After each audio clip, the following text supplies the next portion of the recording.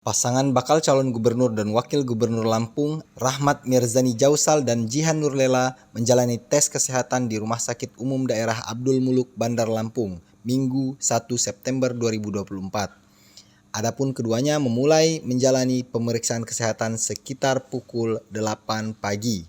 Dalam tes kesehatan ini, keduanya menjalani pemeriksaan kesehatan jasmani maupun psikologis. Mirza mengatakan bahwa ia dan Jihan menjalani pemeriksaan kesehatan sebagai bentuk kepatuhan dalam proses pencalonan Pilkada 2024. Dia pun mengaku tak ada persiapan khusus yang dilakukan sebelum menjalani tes kesehatan. Hal senada juga dikatakan oleh Jihan yang mengaku tidak melakukan persiapan yang rumit untuk menjalani pemeriksaan kesehatan. Namun Jihan menyebut bahwa ia dan Mirza diminta menjalankan puasa sebelum menjalani pemeriksaan kesehatan.